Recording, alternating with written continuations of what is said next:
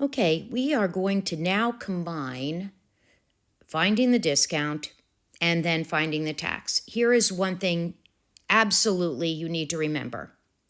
You are only paying tax on the amount of money you are going to spend. So if you have a discount of something on an original price, you're not paying tax on that original price. You're paying tax on what you actually owe after the sale. That's critical to remember because otherwise it's going to get really confusing.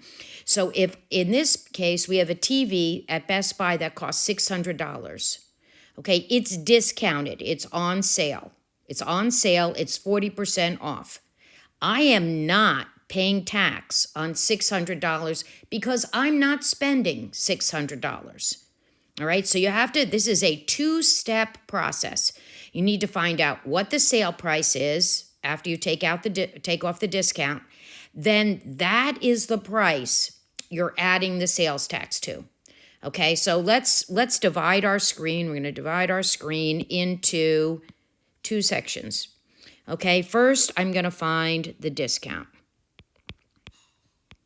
And I know that I can do that two ways, okay? And we already talked about that. And I'm going to do both ways because I want to make sure that we're understanding. So I need 40% of $600.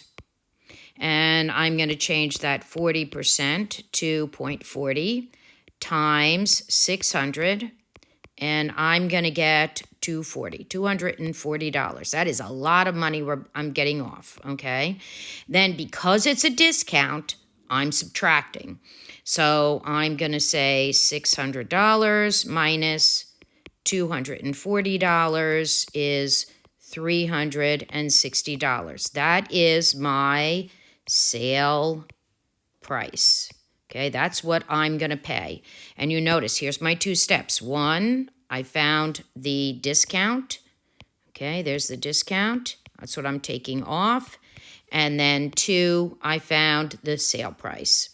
Okay, and the other way we did this was we said, well, if the cost I'm paying was 100% and I'm taking off 40%, and I'm really paying 60% of the price, okay? So I'm really only paying 60%.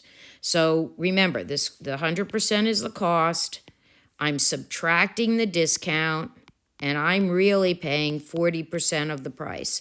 And so if I use that method, then I would take $600 and I would multiply it by 60%, and I'm going to get $360. And you can see both methods, okay, get me the same sales price, $360. So there we go.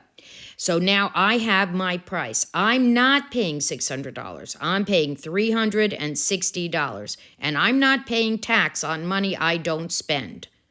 So here I found the discount. Now on this side, I'm going to find out what the sales tax is, okay, the tax. And remember, I'm only paying it on the $360. So this tax is 7%. So I'm finding 7% of $360, okay. I'm going to change that to a decimal. Remember, I'm moving it two places. So 7% is 0.07, okay, times 360, not 0.7, and times 360, and that is going to equal $25.20. So that's my tax.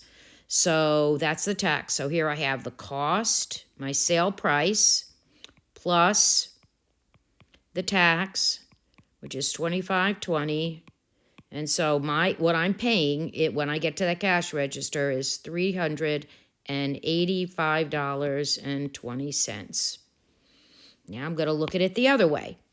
Okay, so I have 100% of my sales price. Okay, that's the sale price, right? That's my new price, 100%. and I'm adding 7%, which is the tax I have to pay. So that is going to be 107% of that sale price. So I would have $360 times 1.07. Remember, I'm moving it 2 places. And when I multiply that in my calculator, I would put in 360 times 1.07, and I get, amazingly, $385.20. So I get it the same way each time. So just to be clear, I found the discount. You can do that. You've already done it. Once I find that sale price, that's the new amount I'm going to pay. Then I take that new amount, that sale price, and I find the tax. You can do that. You've already been doing that. So just because this has 3 different pieces in it, right? It has the original cost, then it has the discount, and then it has the sales tax. You have all the tools to do that. You just have to make sure you organize it in a way that makes sense. I take the original price, I take off the discount, I get a new sales price. Okay, that's my new sale price. That's what I'm going to pay. I only pay tax on what I pay.